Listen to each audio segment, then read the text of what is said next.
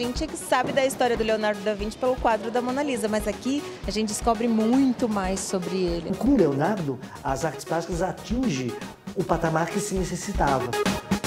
Bom, o método Kominsky trata de temas que são comuns na velhice de muita gente. As doenças, a impotência sexual, a falta de grana e até a proximidade da morte. You only have 2 women in your life and you managed to chase them both away. Why do I bother talking to you? Who else you got? Here. A gente só existe enquanto está vivo, ator, depois que ele... E aquela geração que o viu. Quando aquela geração vai embora, também ninguém mais sabe quem é. Por mais que se escreva, não se sabe, porque não se vê. O cinema não, o cinema deixa você lá, cravado, né? Una rotonda sul mare, il nostro disco che suona.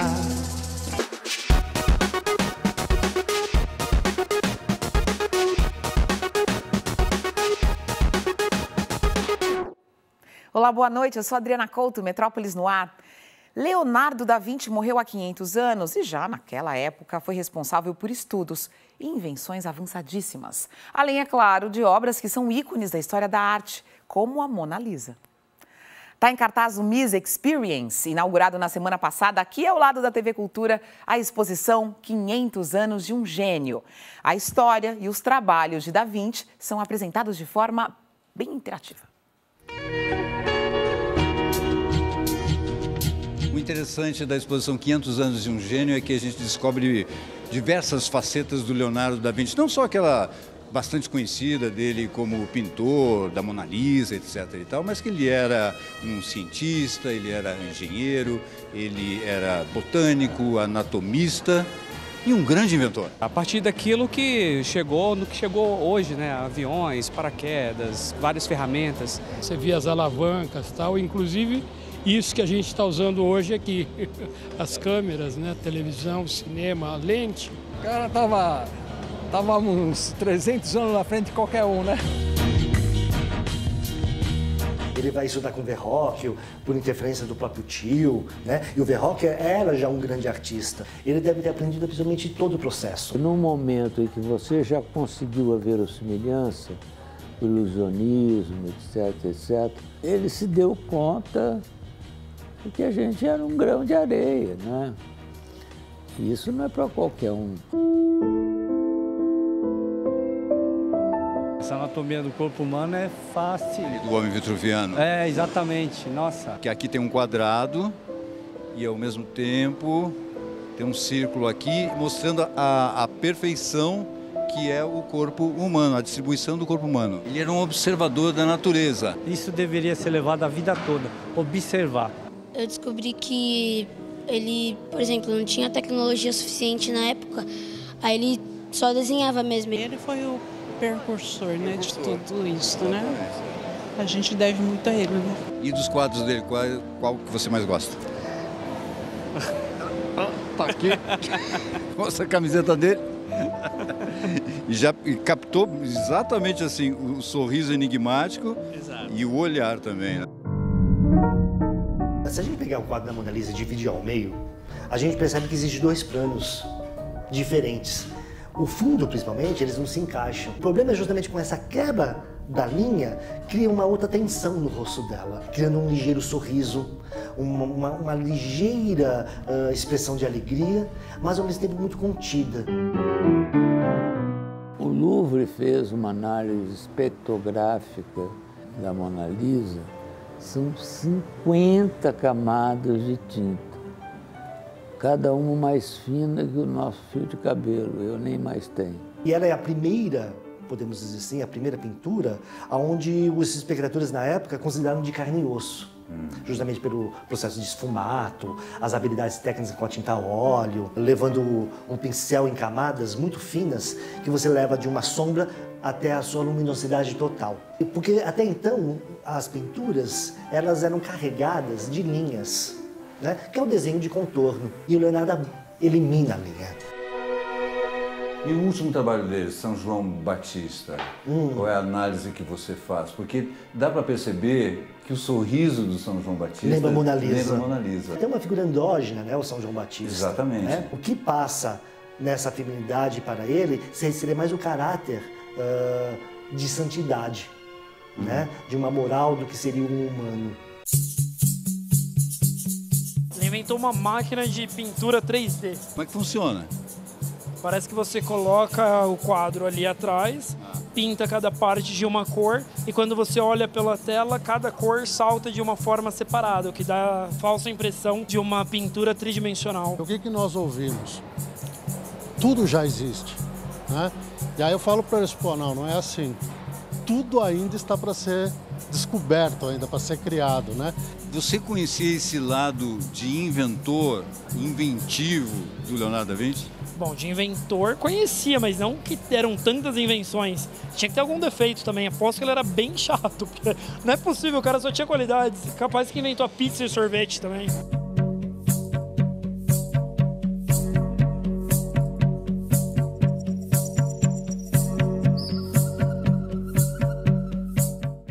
Se ele tivesse inventado a pizza e o sorvete, a gente não ia aguentar, é muita coisa. O Leonardo da Vinci passou os últimos anos na França, vocês sabiam? E a casa de Mona Lisa, que é o Museu do Louvre, montou uma grande exposição sobre o mestre italiano com mais de 150 obras. Tem pinturas, esculturas, cartas, desenhos. Até o dia 24 de fevereiro, o público poderá ver de perto 10 pinturas originais de Da Vinci, como São João Batista e a Virgem e o Menino com Santana. Vários desenhos foram cedidos pela Rainha Elizabeth II e há pouquíssimo tempo, um juiz italiano liberou o empréstimo do famoso homem vetruviano. We have, for example, one wonderful painting coming from the Hermitage at St. Petersburg in Russia, so the Madame Benoît.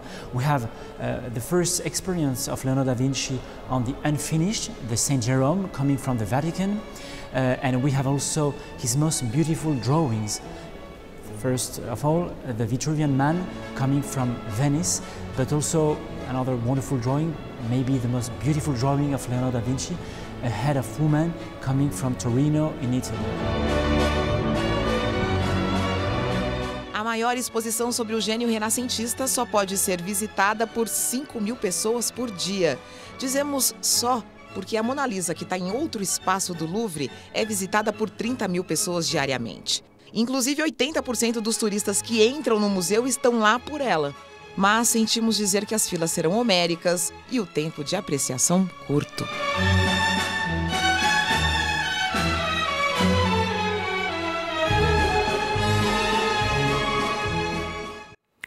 Até domingo, Salvador, na Bahia, abre espaço para os novos nomes da música brasileira. É o Festival Radioca, que chega à 5ª edição e leva a fama de revelar talentos, viu? Pois é. Além da turma que está batalhando por um lugar ao sol, no Radioca também vão passar João Donato e Tulipa Ruiz, Céu e os baianos do Afrocidade. Antes do intervalo, a gente separou para vocês algumas apostas dessa edição. O trio paranaense Tuyo tem rodado o país apresentando o álbum de estreia, Pra Curar. O grupo faz uma mistura de violão e sintetizadores, com letras que falam de perdas, mas também de autoestima. É música para chorar e lavar a alma.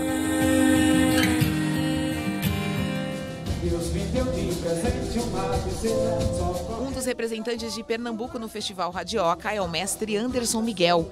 Cirandeiro com formação musical no maracatu rural, Anderson contou com a participação do músico Siba na produção do 3º disco da carreira, Sonorosa. No Festival Radioca, Siba estará no palco com o mestre pernambucano.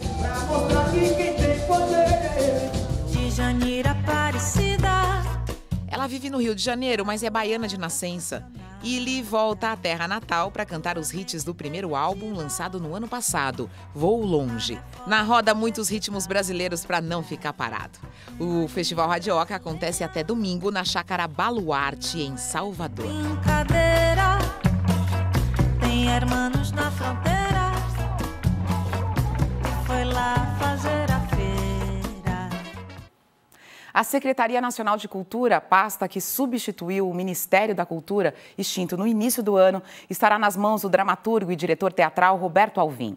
A nomeação gerou uma onda de reações contrárias ao novo secretário, que se envolveu numa polêmica recente. Há 2 meses, quando ainda era diretor de artes cênicas da Funarte, Fundação Nacional de Artes, Alvim ofendeu a atriz Fernanda Montenegro nas redes sociais. Criticou um ensaio fotográfico em que ela aparecia vestida de bruxa sobre uma fogueira de livros. Alusão à perseguição a artistas e setores da cultura. Alvim chamou Fernanda de mentirosa, acusou a atriz de atacar o presidente e deturpar a realidade. Mas nós estamos interessados nas reflexões lúcidas sobre a realidade brasileira e sobre a cultura do país, vindas de uma artista de 90 anos e tantas experiências. Fernanda Montenegro conversou com o Metrópolis sobre sua trajetória e seu livro de memórias. Eu vi a menina no Raposo. Ela estava lá. Já estamos acostumados a ver a Fernanda Montenegro nas telas do cinema. E o currículo só aumenta. No fim do ano entra em cartaz o suspense O Juízo. Com o roteiro da filha Fernanda Torres e direção do genro Andrucha Waddington, ela tá em família. Olha pra mim quando eu falo com você! E de repente lá entrou, precisavam de um adolescente, entrou meu neto, o Joaquim. E aí você tá fazendo uma... Eu faço mais uma senhorinha lá pelas pontas, compreende? Porque sempre tem uma avó, tem uma velhinha ali. Né? Que amarra tudo. É até na televisão, agora eu falei pro Valcir, Valcir, eu acabei de fazer uma velha, como é que eu vou fazer outra velha em cima? Aos 90 anos, Fernanda brinca com a sua conquista, envelhecer atuando. E quem não vai querer uma atriz que oferece para as personagens o tanto de humanidade que elas precisam ter? Eu venho de uma área de sobrevivência com muito caráter, muita fome de vida. Muita fome de vida. E sem nenhuma doença de arrependimentos ou de angústias existenciais, sabe? A vida é o dia a dia e a sobrevivência de cada dia. Agora, eu conheço o nosso batimento feminino brasileiro. Acho que eu conheço. Eu tenho uma vivência disso, sabe? E também me dão personagens muito plenos, com muito material. Josué, faz muito tempo que eu não mando uma carta para alguém. Pelo amor de Deus. Com penitência e sem fim, pensei evitar minha sorte. A pessoa é a mãe! Não acredito, hoje faz uma semana. Dentro deste olhar, uma vida inteira. Em mais uma participação especial, Fernanda é uma das protagonistas já velhinha. O filme do cearense Carinha Ainus estreia no fim de novembro e se passa no Rio de Janeiro dos anos 50.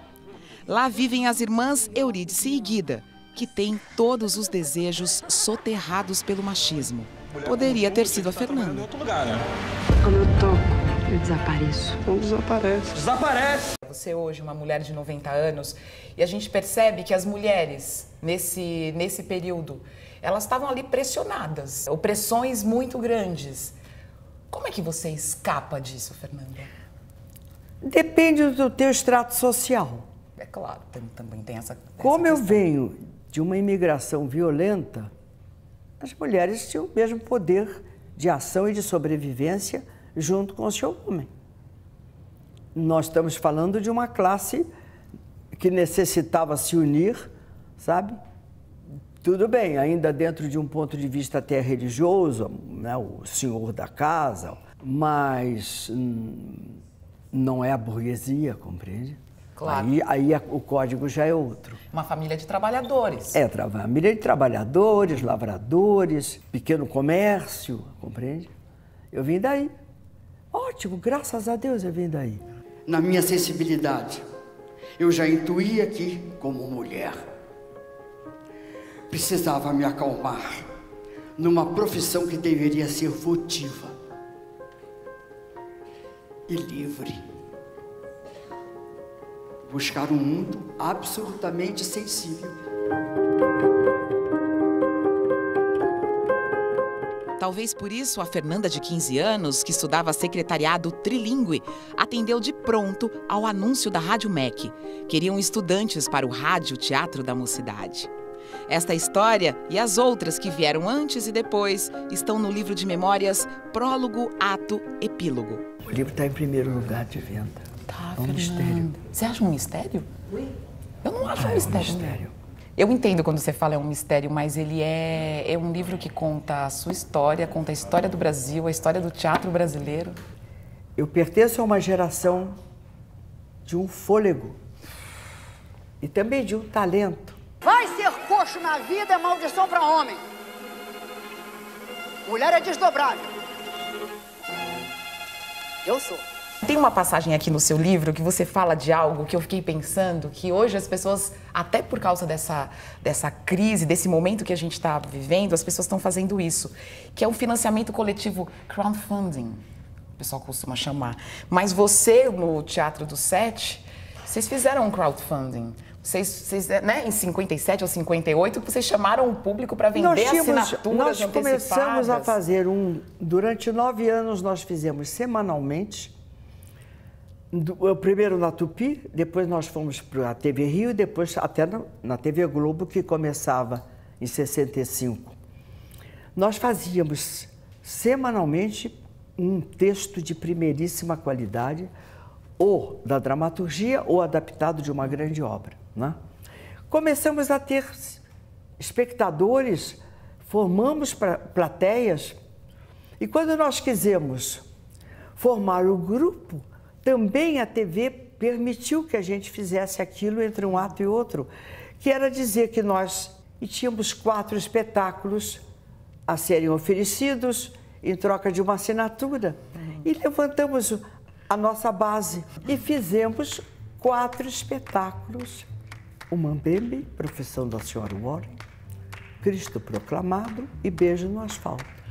Desde o tempo mais arcaico, o teatro, mesmo desacreditado como agora, sempre foi simbolicamente poderoso.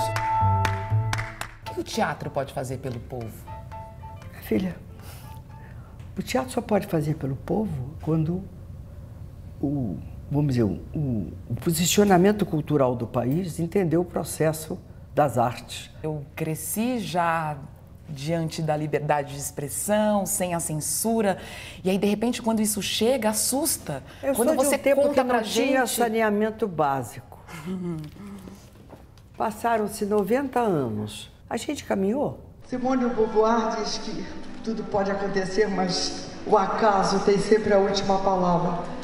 É interessante porque neste fim de ano se juntaram muitas coisas importantes, muitas coisas boas, muita resistência também. Eu posso só agradecer. E eu gostaria de dizer que sem arte o país não tem caráter. Algo transcendente aí. Ninguém foge de uma vocação. O mundo se dobra diante de uma vocação, que não precisa ser excelsa, não. Não precisa ser com luzes em cima, não. Estamos aqui conversando. Você também está aí na sua vocação. Eu estou na minha vocação. Exatamente. Estou feliz de estar aqui. E aí, eu também estou feliz de estar aqui com você. 2 vocacionadas. Vai se explicar. Vai se explicar. Não tem explicação. Muito obrigada, Obrigada Fernanda. a você, meu amor. Muito obrigada.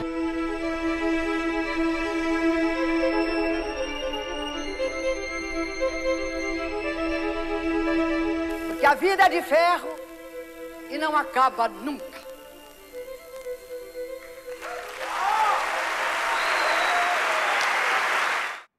Se eu tivesse um livro de memórias, essa entrevista com a Fernanda iria para ele.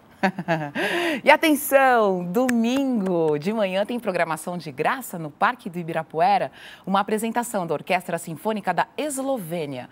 74 músicos tocando Schumann, Brahms e muito mais. E olha aí, tem mais dicas musicais na faixa para o seu fim de semana.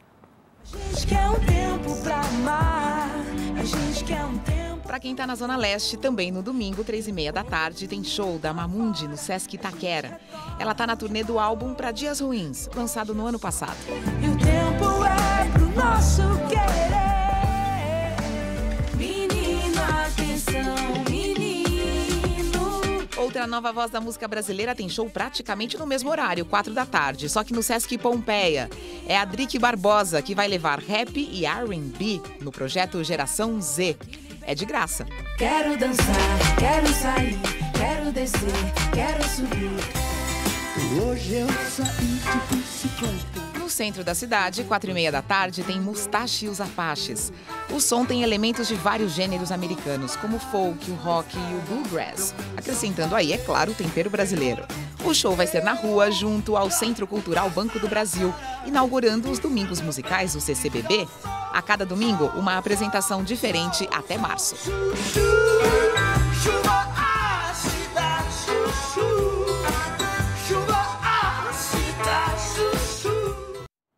Dois ganhadores de Oscar protagonizando uma série já é um bom motivo para assistir Método Kominsky, que recentemente estreou a segunda temporada. Michael Douglas e Alan Arkin são dois velhos amigos que discutem e vivem questões sociais, existenciais que chegam com a velhice. Mas também tem muito humor.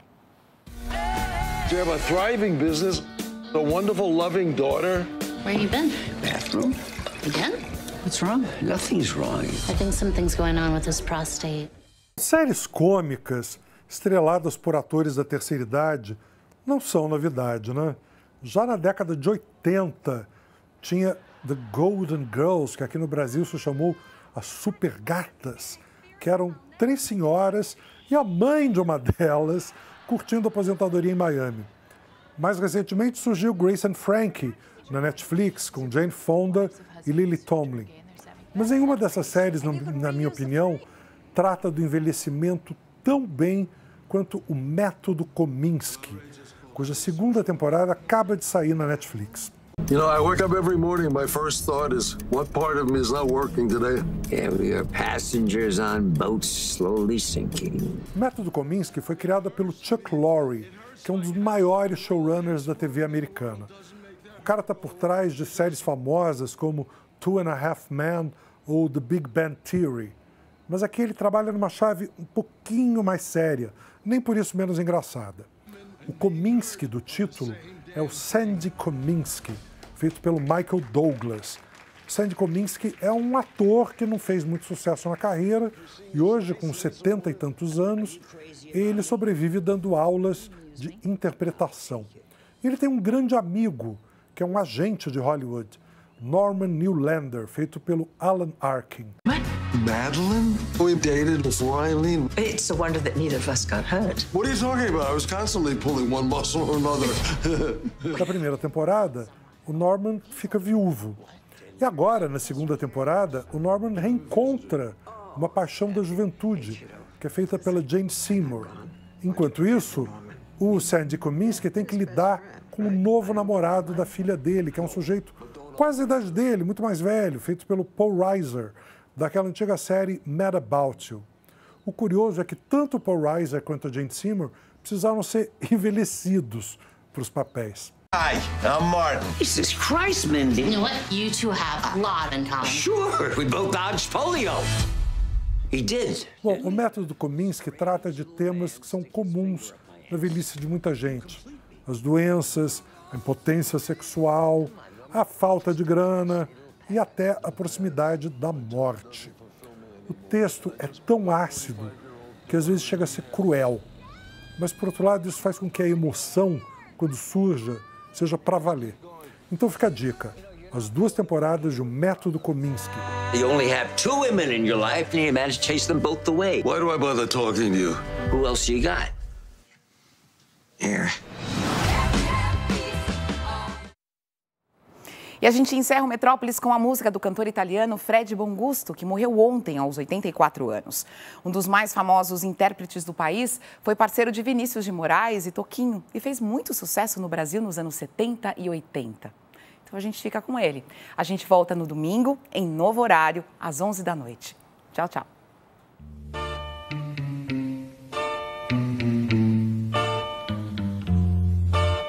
Mare, questa sera non cantare. Luna, questa sera non brillare. Cuore, questa sera non sognare, amore mio, sono triste senza te.